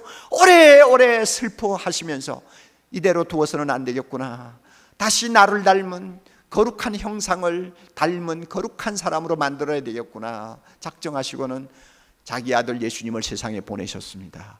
그리고 우리의 모든 죄를 예수님에게 짊어지우시고 그분이 우리를 위하여 십자가에 죽으셔서 우리의 모든 죄와 허물과 저주를 그 몸에 다 받게 하시고 우리로 하여금 하나님의 형상을 다시 회복하고 예수님처럼 되는 거룩한 구원의 길을 열어주셨습니다. 할렐루야. 이래서 우리 모두가 예수 믿었잖아요. 그래서 예수 믿은 우리에게 하나님이 원하시는 거 있으면 원래의 형상을 회복하는 것입니다. 그 원래의 형상을 회복하려면 예수님을 닮아야 합니다. 왜? 예수님은 보이지 않는 하나님의 형상이기 때문입니다. 이 일을 위하여 하나님은 우리에게 성령을 주셨습니다. 성령이 우리 안에 거하십니다. 할렐루야. 그리스도의 영이 없으면 그리스도의 사람이 아닙니다. 저와 여러분이 다 성령을 모시고 삽니다. 성령이 우리 안에 거하십니다. 성령이 우리 안에 거하시면서 하시는 일이 뭔지 아세요? 죽음을 이기시고 부활하신 예수님이 영으로 우리 안에 거하시도록 합니다. 그래서 우리는 성령 모시고 살면서 예수님과 함께 사는 사람이 되었습니다. 할렐루야. 그래서 내가 산 것이 아니요 내 안에 누가 사세요? 예수님이 사는 자가 되었어요. 그리고 성령은 우리 안에 예수님을 함께 동행하도록 함께 예수님을 모시고 살도록 했기 때문에 자연적으로 따라오는 사건이 하나 있어요. 그건 뭐냐면 우리로 하여금 예수님을 계속 닮도록 은혜를 주시는 것입니다. 할렐루야. 우리 안에 거하시는 성령이 우리로 하여금 예수님을 닮도록 계속 일하세요. 우리의 성격 바꿉니다. 우리의 개성을 개조합니다. 우리의 기질을 바꿉니다. 우리의 나쁜 습관을 전부 뜯어고치게 만듭니다. 더 거룩한 자리로 나아가면서 주님처럼 되도록 성령께서 우리 안에서 작업을 하세요. 그래서 우리가 이렇게 성령의 인도함을 받으면 예수님을 닮은 자가 되어 성령의 열매를 맺게 됩니다. 갈라디아 5장 22절 보면 성령의 열매가 9가지 나오는데요, 그 9가지를 다 보태면 예수님 닮은 사람의 인격이 그대로 형성이 됩니다. 성령은 우리로 하여금 예수님처럼 사랑하게 만듭니다. 성령은 우리로 하여금 예수님처럼 항상 기뻐하게 만듭니다. 성령은 우리로 하여금 예수님처럼 화평하게 만듭니다. 성령은 우리로 하여금 예수님처럼 오래 참게 만듭니다. 성령은 우리로 하여금 예수님처럼 친절하게 만듭니다.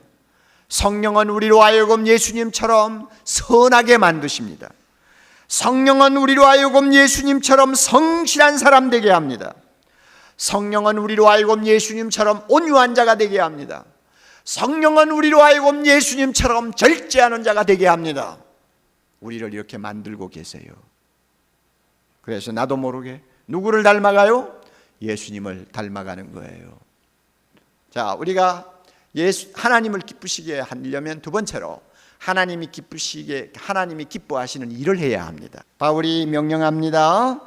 주님께 합당히 행하여 범사에 주님을 기쁘시게 하는 자가 되라. 주님께 합당히 행하여, 합당히 행한다는 게 뭡니까? 하나님을 기쁘시게 하는 일을 하라 그 말입니다. 그렇게 해서 하나님을 기쁘시게 하는 자 되기를 원한다는 말입니다. 우리는 하나님을 기쁘시게 하는 일을 해야 합니다. 첫째는 예배입니다. 참 중요한 게 예배입니다. 하나님이 우리를 구원하셔서 그의 자녀 삼으신 것은 하나님의 은혜의 영광을 찬송하도록 하기 위해서 우리를 부르셨습니다. 다시 말하면 예배하는 자가 되도록 우리를 부르셨어요. 예배가 뭔지 아세요? 이렇게 모여가지고 앉아서 어떤 절차를 따라서 하나님 앞에 경배하는 것만이 예배라고 하지 마세요. 예배는 뭡니까? 한마디로 정의할까요? 예배가 뭔지 아세요? 하나님을 즐기는 게 예배합니다. 할렐루야.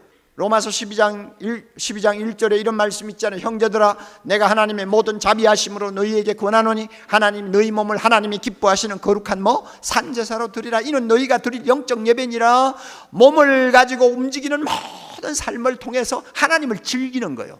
운전할 때도 하나님이 좋아요. 그래서 나도 모르게 찬송해요. 설거지를 하면서도 나 같은 것을 구원해 주신 주님을 생각하면 너무 감격스러워서 입으로 자기도 모르게 주님 고맙습니다 하면서 눈물이 글썽글썽 할 때가 있는 거예요. 이게 다 예배입니다. 하나님을 즐기는 거죠. 여러분에게 이런 예배가 있다면 하나님이 기뻐하실 것입니다. 하나님이 기뻐하실 것입니다. 그리고 예배는 또한 일정한 장소와 일정한 시간을 정해놓고 거룩한 성도들이 한자리에 모여서 하나님께 드리는 것입니다. 이게 바로 예배입니다. 또 우리가 하나님을 기쁘게 하려면 섬기는 삶을 살아야 됩니다. 하나님이 섬기는 자를 기뻐합니다. 사랑으로 봉사하는 자를 기뻐합니다. 예수님이 세상에 오셔서 섬기는 삶을 사셨잖아요. 예수님이 한평생 하신 일을 보면 3D 업종에 속하는 일들입니다. 가만히 보세요. 성경 보세요, 여러분. 날마다 환자들하고 씨름하는 거 세상에 3D 업종 중에 업종이죠. 그게 쉬운 일입니까? 가난한 자들, 세상에 실패한 자들하고 같이 지내는 것 쉬운 일입니까? 쉬운 일이에요, 여러분. 어려운 일이죠.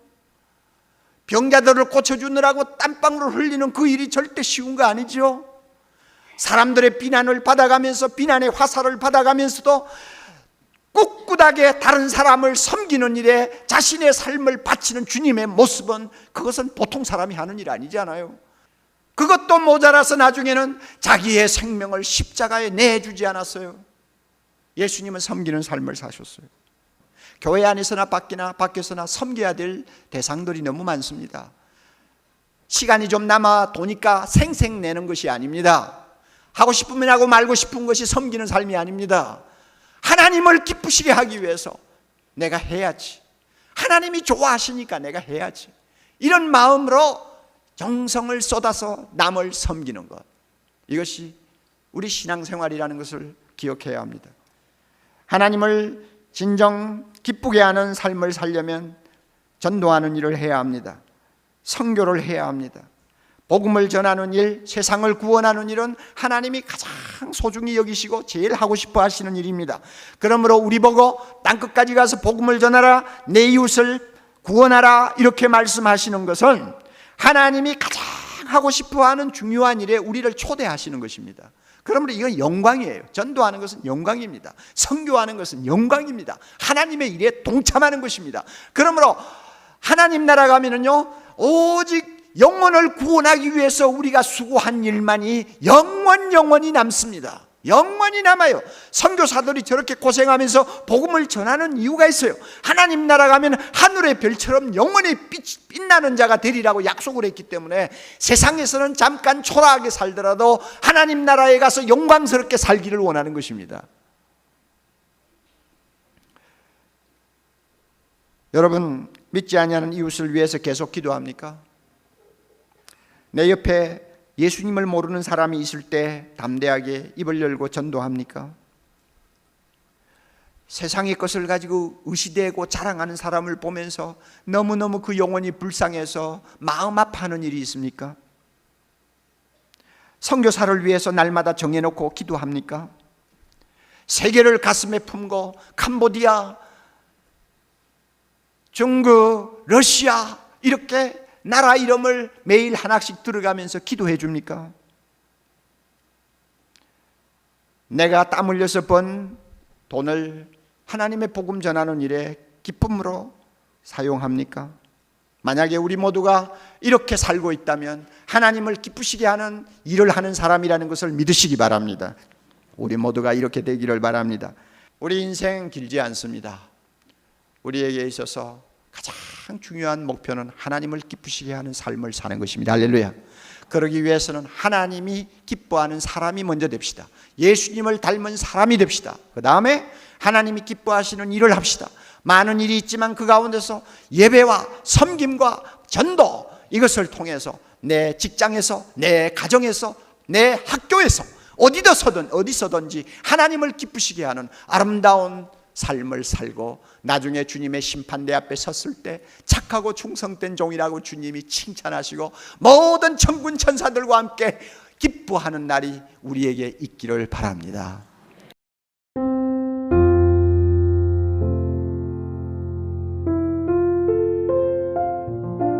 오늘 저는 기쁨에 대해서 좀 말씀을 드리려고 합니다. 기쁨이 뭐냐 하면 사람들은 다 알고 있습니다. 그러므로 어떤 면에는 이런 제목을 가지고 설교하는 것은 좀 진부하게 느껴질 수도 있습니다만은, 그러나 대단히 신앙생활에 있어서 중요한 요소입니다.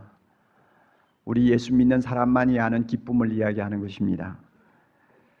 그 점을 우리가 마음에 두고 설교를 들으면서 또 하나님의 말씀을 마음에 묵상하면서 나는 이 기쁨을 알고 이 기쁨을 누리고 있는 사람인가 하는 것을 스스로 자문자답할 수 있는 시간이 되었으면 좋겠습니다.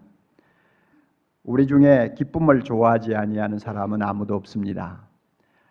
저나 여러분이나 어린 아기들을 참 좋아하지 않습니까? 그 어린 아이를 좋아하는 이유 중에 하나는 하루 400번 이상 방긋방긋 웃는 그 웃음 때문인 것 같아요. 어른들은 하루에 그저 한 15번 웃는다고 그러는데 그 어른들에 비해서 어린 아기들을 보면은 그 방긋방긋하고 웃는 그것이 그렇게 이쁠 수가 없죠. 천사라도 그렇게 이쁠까요? 그 웃는 모습에 매혹되어서 우리는 아기들을 더 사랑합니다. 이 말은 누구나 다 기쁨을 좋아한다는 이야기입니다. 슬퍼하는 것을 좋아하는 사람은 거의 없다고 생각합니다. 그리고 우리 중에 아무도 기쁨 없는 세상을 살지 못합니다. 어떤 형편에 있든지 간에 크고 작은 기쁨이 그 속에 담겨 있기에 사는 것이지, 기쁨이 송두리째 다 쓸려 가버린 인생을 산다는 것은 그것은 상상조차 할 수 없는 일입니다. 만약에 우리의 삶에서 기쁨이 고갈되어 버리면 잘못할 때는 탈선하기 쉽죠. 악한 어떤 방향으로 기쁨을 추구하는 것입니다. 그래서 무서운 범죄에 빠지기도 합니다. 그러니 평소에 건전한 기쁨을 잘 모르는 사람, 또 그 기쁨을 누리지 못하는 사람들은 이렇게 잘못된 곳에 가서 잠깐 느끼는 기쁨을 사냥한단 말이에요. 그만큼 우리에게 있어서 기쁨이라는 것은 중요합니다. 이런 차원에서 볼 때 오늘 우리가 읽은 이 본문은 참 흥미진진한 본문입니다.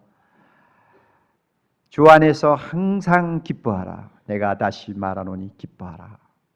여러분, 성경을 읽으면서 이 본문만큼 마음에 가책을 주는 본문이 있습니까? 왜냐하면 항상 기뻐하지 못한다는 가책을 늘 갖고 있거든요. 그렇기 때문에 읽을 때마다 뭔가 마음에 찔림을 받아요. 아마 여러분도 비슷할 것입니다. 그리고 또 이 본문을 읽을 때마다 선망의 대상이 되는 본문이 또 있나요? 야, 정말 항상 기뻐할 수 있다면 얼마나 좋을까? 이게 진짜 가능한 일일까? 가능하다면 내가 돈을 얼마를 주고라도 내가 좀 손에 넣고 싶은데 하는 생각이 들지 않습니까? 우리가 24시간 365일 항상 기뻐하면서 살 수만 있다면 우리만큼 행복한 사람이 세상에 어디 있겠어요? 그러니 이게 선망의 대상이란 말이에요. 기독교에는 기쁨이 있습니다.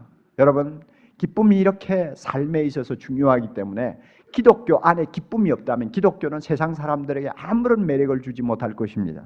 기독교에는 기쁨이 있어요. 하나님을 영화롭게 하고 세상을 흔들어 놓는 기독교 안에는 분명히 기쁨이라는 것이 있습니다. 기쁨이 있어요. 그 중심에 기쁨이 있어요. 어떤 분이 이런 이야기를 했습니다. 우울한 그리스도인은 그 자체가 모순이다. 어떻게 예수 믿고 우울한 삶을 살 수 있느냐? 그 말이에요. 기독교를 검은 상복과 슬픈 얼굴에다 연관시키는 것만큼 해를 끼치는 것은 없다고 말을 했습니다. 그 말은 기독교에는 세상이 모르는 독특한 기쁨이 있다는 것입니다. 그러므로 이 기쁨을 우리가 알면 예수 바로 믿는 사람이고, 이 기쁨을 우리가 알면서도 잘 누리지 못한다면 그것은 병든 신앙이고, 이 기쁨을 전혀 모른다면 그 사람은 아직도 기독교의 신앙에 발을 들여놓지 못한 사람이라고 밖에 말할 수 없습니다. 그래서 우리가 오늘 본문을 유의 깊게 좀 묵상할 필요가 있습니다. 주 안에서 항상 기뻐하라. 내가 다시 말하노니 기뻐하라.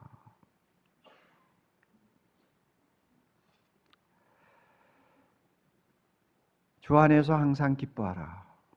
내가 기뻐할 수 있나? 기뻐하고 있나? 여러분 한번 물어보시기를 바랍니다. 왜냐하면 명령이니까. 명령이니까 우리가 다시 이 말씀을 마음에 담을 때 반성을 안 할 수가 없는 것입니다. 이 본문을 보면 키가 주 안에서라는 말에 있는 것 같아요. 항상 기뻐하라는 말은 무슨 뜻인지 잘 알아요. 그런데 그 앞에 주 안에서라는 단어가 붙어 있는 거 보니까 역시 항상 기뻐할 수 있는 비결이 주 안에 있다. 주 안에서라는 말에 있다. 우리는 이렇게 생각할 수가 있습니다.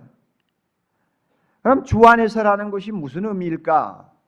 우리가 상식적으로 이야기하면 이런 말 저런 말 할 수 있습니다만은 오늘은 좀 더 구체적으로 한번 생각해 보아야겠어요. 주 안에서가 뭘까? 가장 이 질문에 대한 대답을 얻을 수 있는 정확한 길은 비교하는 것입니다.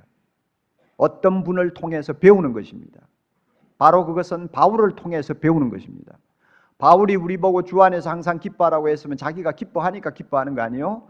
그러면 바울이 기뻐하는 그 면면을 우리가 뜯어보면 주 안에서 기뻐한다는 말은 이런 것이구나 하는 것을 우리가 쉽게 발견할 수가 있습니다.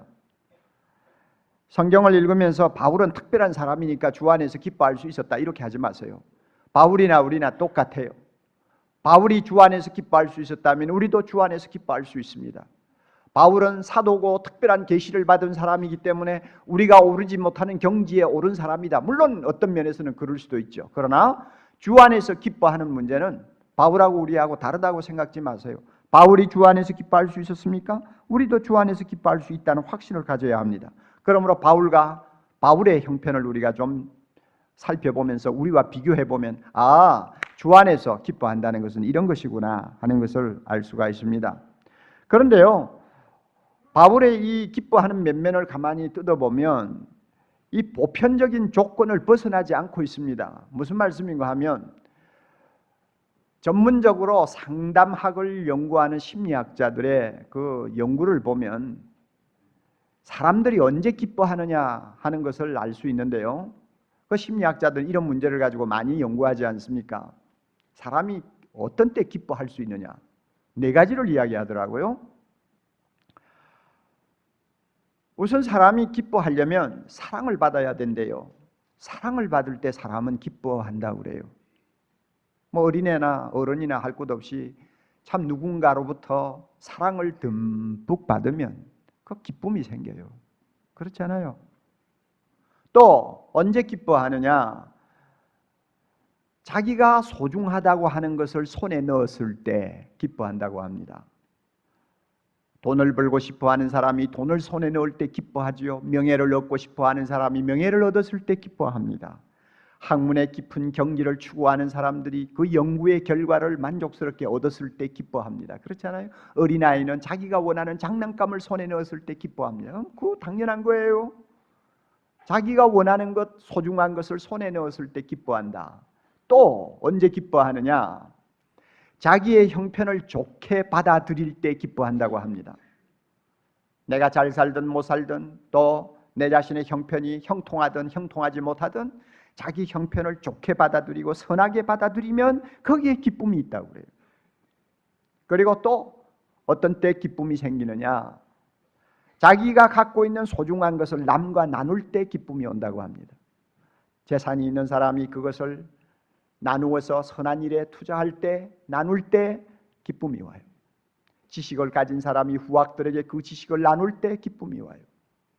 좋은 소식을 받은 사람이 그 좋은 소식을 다른 사람들과 나눌 때 또 기쁨이 생겨요. 보통 심리학자들은 이렇게 한 4가지 정도를 가지고 사람의 기쁨의 조건을 이야기합니다. 그런데 사도 바울을 가만히 보면 이 네 가지 보편적인 조건을 벗어나지 않아요. 다시 말하면 주 안에서 항상 기뻐하라고 한다고 해서 뭐 그 기쁨이 갑자기 막 하늘에서 신비하게 막 쏟아져서 뭐 나도 모르게 막 가슴이 그냥 뛸 정도로 기뻐하는 그런 기쁨이 아니고, 우리가 일반적으로 보편적으로 생각해서 이해하고 납득할 수 있는 조건의 기쁨을 바울이 자기도 누리고 있고 우리를 보고도 주 안에서 항상 기뻐하라고 명령하고 있다는 것입니다. 이런 면에서 바울의 경우를 한번 살펴보십시다. 첫째로요, 바울은 하나님의 사랑을 받고 있다는 사실 때문에 기뻐했습니다. 우리가 오늘 빌립보서를 보았습니다마는 로마서 5장으로 넘어가 보면 이 사실을 우리가 엿볼 수 있습니다. 로마서 5장 3절에 바울이 이런 말을 했어요. 우리가 환난 중에 즐거워한다. 참 굉장히 중요한 말씀이에요. 여러분, 환난이 뭔지 알죠? 핍박이 뭔지 알죠? 북한에 있는 우리 성도들 생각하면 돼요. 그렇게 혹독한 핍박을 받는 중에서도 즐거워한다, 기뻐한다. 그 이유가 뭔가 하고 그 다음 몇 절을 우리가 읽어보면 5절에 가서 바울은 이런 말씀을 합니다.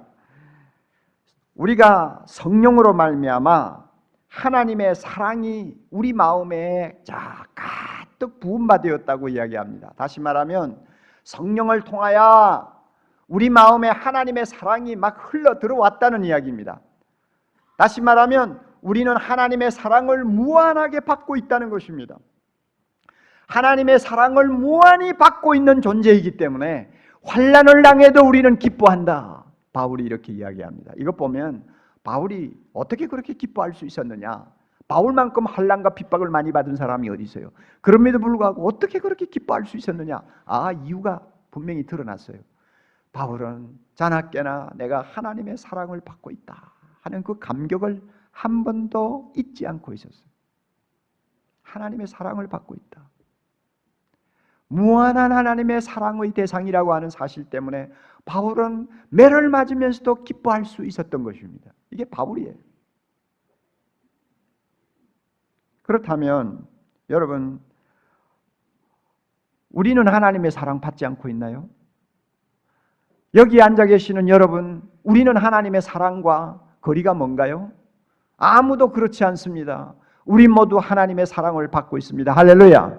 우리 모두 하나님의 사랑을 받는 너무나 존귀한 존재들입니다. 하나님이 우리를 사랑하셨습니다. 하나님이 우리를 무궁히 사랑하셨습니다. 아낌없이 자기의 외아들을 포기할 정도로 우리를 완전히 사랑하셨습니다. 그 사랑을 우리 모두가 받고 있습니다. 성령을 통하여 그 사랑을 우리는 마음에 가득히 담고 있습니다. 내가 느끼든 느끼지 못하든 하나님의 사랑은 폭포수와 같이 우리를 가득히 채우고 있습니다. 우리는 하나님의 사랑 받고 있어요. 여러분, 슬플 때 조용히 내가 얼마나 하나님의 사랑을 받고 있는가를 한번 묵상해 보세요. 마음이 아플 때 하나님이 나를 얼마나 어떻게 사랑하고 계시는가를 한번 생각해 보세요. 그러면 바울처럼 우리도 기뻐할 수가 있습니다. 사랑은 기쁨을 자아냅니다. 만유를 창조하신 하나님이 나 같은 것을 특별히 사랑하신다는 사실을 우리가 마음속 깊이 받아들이고 그것을 믿음으로 고백하면 틀림없이 그 사랑은 우리에게 기쁨을 안겨줍니다. 둘째로 바울을 한번 봅시다. 그가 어떻게 항상 기뻐할 수 있었나요? 예수 그리스도를 소유하였기 때문에 기뻐할 수 있었습니다. 여러분, 빌립보서 3장을 한번 보세요. 3장 1절. 정말로 나의 형제들아, 정말로 나의 형제들아, 주 안에서 기뻐하라. 주 안에서 기뻐하라.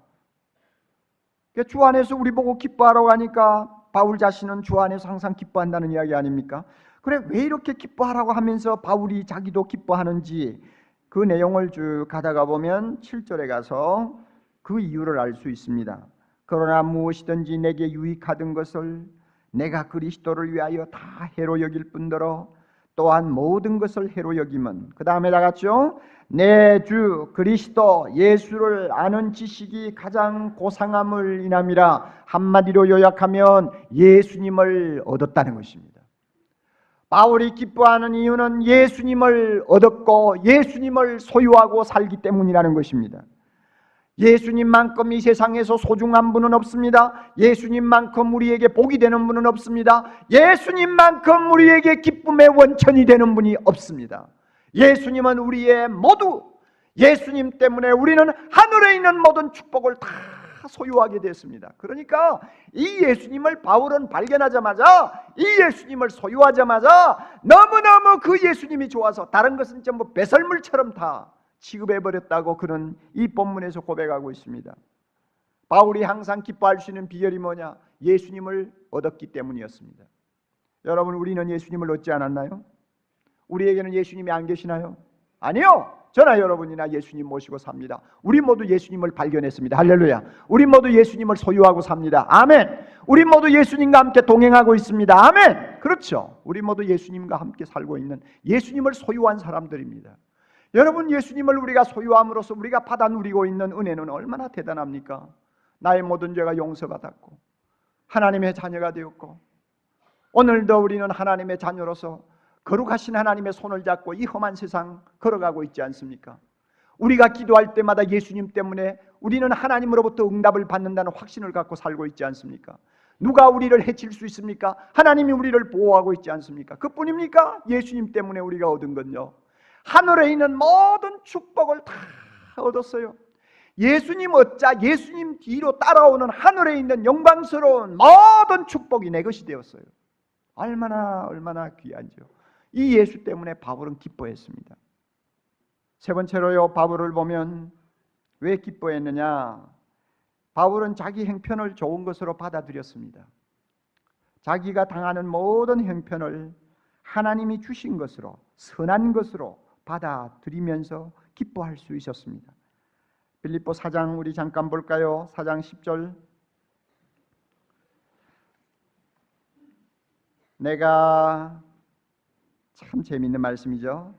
다 같이요. 내가 주 안에서 크게 기뻐함은, 기가 막힌 말씀이에요.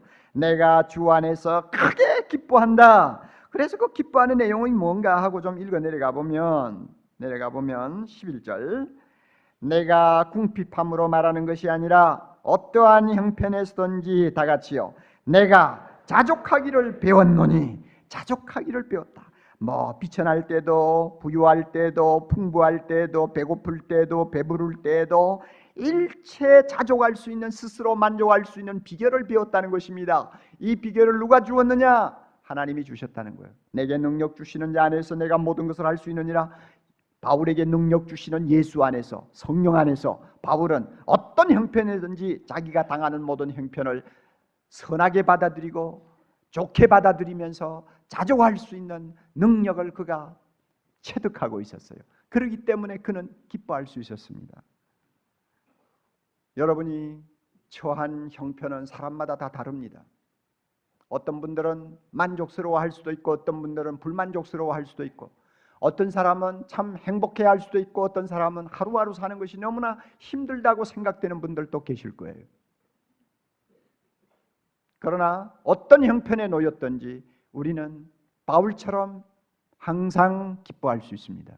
어떻게? 나의 형편을 하나님이 주신 것으로 받아들이는 것입니다. 하나님이 나를 위해서 필요하니까 주신 것이다. 하나님이 보실 때 모든 것이 합력하여 선을 이룰 수 있다고 판단되기에 나에게 허락하신 처지다. 이렇게 생각하고 좋게 받아들이고 감사하면 그 모든 조건에서 나는 행복할 수 있는 것입니다. 배가 가는 데는 바닷물이냐 강물이냐가 차이가 없어요. 짠물이냐 싱거운 물이냐 차이가 없어요. 배는 바닷물에도 가고 강물에도 가는 거예요. 예수 믿고 모든 형편을 하나님이 주신 선한 것으로 받는 사람에게는 항상 기뻐할 수 있는 은혜가 있는 것입니다. 바울이 우리에게 이것을 가르쳐 줍니다. 여러분 자신의 형편을 놓고 불만하고 붕괴하고 원망하고 그래서 마음속에 항상 지옥과 같은 생각을 가지고 실험하는 분들 계시면 이 시간 성령께서 여러분의 마음에 다시 한번 은혜를 주시기를 바랍니다. 하나님께서 주신 환경, 이것은 나에게 좋은 것이다 하고 받으면 바울처럼 자족할 수 있는 은혜를 내가 얻을 수만 있다면 항상 기뻐할 수 있다는 것입니다. 네 번째로 바울은 자기가 갖고 있는 가장 소중한 것 예수를 다른 사람들에게 나누어 줌으로 그는 기뻐하고 살았습니다. 1장을 한번 넘어가 보세요. 1장 18절입니다. 바울이 지금 한 말씀 중에 유명한 말씀인데요. 한번 보세요. 1장 18절 그러면 무엇이뇨?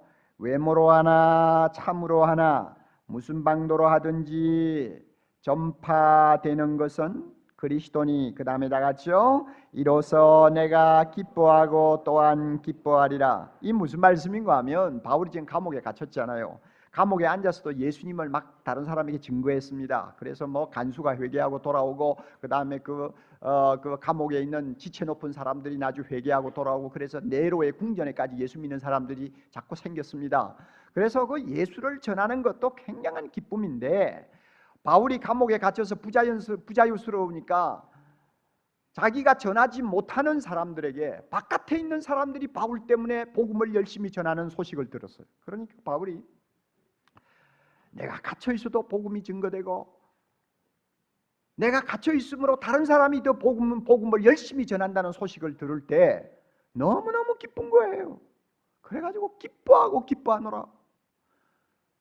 예수만큼 소중한 것이 없는데 이 예수를 다른 사람에게 전해서 그 사람이 예수 믿고 돌아와 하나님이 주시는 선물인 영생을 얻도록 만드는 것을 생각하면 막 기쁨을 억누르지 못하는 것입니다. 바울이 그래서 항상 기뻐할 수 있었어요. 감옥에서도 기뻐할 수 있었어요. 바울의 경우를 우리가 이렇게 검토해 보면 바울이 어떻게 항상 기뻐할 수 있었는가를 발견할 수가 있습니다. 그래서 주 안에서 항상 기뻐하라. 이 주 안에서라는 뜻이 무엇인지를 우리가 대충 감을 잡을 수가 있습니다. 네 가지로 말씀드렸어요. 주 안에서가 뭔가 바울의 입장에서는 하나님의 사랑을 받고 있다는 것. 내가 하나님의 사랑을 받고 있기에 항상 기뻐한다 그 말이에요. 주 안에서가 뭡니까? 주 안에서가 뭐요? 나는 가장 소중한 예수님을 얻었기에 나는 항상 기뻐할 수 있다. 주 안에서가 뭡니까? 하나님이 나에게 허락하신 모든 여건, 처지, 형편을 선하게 여기기에 나는 항상 기뻐할 수 있다. 주 안에서가 뭡니까? 나에게 있는 가장 소중한 예수를 다른 사람에게 나누어 줄 수 있으므로 나는 항상 기뻐할 수 있다. 그래서 주 안에서가 뭔가 대충 우리는 감을 잡을 수가 있어요. 여러분 기억에 남을 수 있어요? 주 안에서가 뭐라고요? 첫째 뭐요? 하나님으로부터 사랑받고 있다. 그러기에 항상 기뻐한다는 거예요. 두 번째 뭡니까? 가장 소중한 예수를 내가 얻었기에 기뻐할 수 있다고요. 또 세 번째 나에게 주어진 환경을 좋게 보는 자족하는 은혜가 있기에 나는 기뻐할 수 있다는 거예요. 내가 소유하고 있는 예수를 다른 사람에게 전할 수 있기에 나는 기뻐할 수 있다는 거예요. 이게 주 안에서요. 주 안에서 항상 기뻐하라. 조금 더 이상한 거 아니에요. 바울이 기뻐할 수 있었던 것처럼 우리도 기뻐할 수 있습니다. 할렐루야. 우리도 기뻐할 수 있어요. 그런데요 여러분 오늘 주 안에서 기뻐하는 것이 무엇인가를 배웠다고 해서 우리에게 기쁨이 찾아오는 거 아닙니다. 다시 하나 중요한 거 있습니다. 여러분 마지막으로 잘 기억하셔야 됩니다. 우리가 기뻐하기 위해서 바울처럼 주 안에서 항상 기뻐하기 위해서는 선택을 해야 됩니다. 왜 선택을 해야 되느냐? 주 안에서 항상 기뻐하라고 명령하니까 그렇습니다. 카이레테 하는 이 헬라어 말은 습관적으로 계속적으로 기뻐하라는 의미가 담겨 있습니다. 습관적으로 계속적으로 기뻐하라는 말이에요. 그러니까 기쁨을 선택하라는 말입니다. 선택하라는 말이에요. 우리는 원망하고 붕괴할 이유를 가지고 살 수 있습니다. 또 우리는 기뻐할 수 있는 이유를 가지고 살 수 있습니다. 그러면 둘 중에 어느 것을 선택할 것인가? 붕괴하고 원망하면서 살 이유를 선택할 것인가? 아니면 항상 주 안에서 기뻐할 이유를 선택할 것인가? 여러분 어느 쪽을 선택하시겠습니까? 주 안에서의 양질을 선택하시겠습니까? 아니면 주 밖에서의 음질을 선택하시겠습니까? 우리는 양질을 선택해야 합니다. 기독교에는 독특한 기쁨이 있습니다.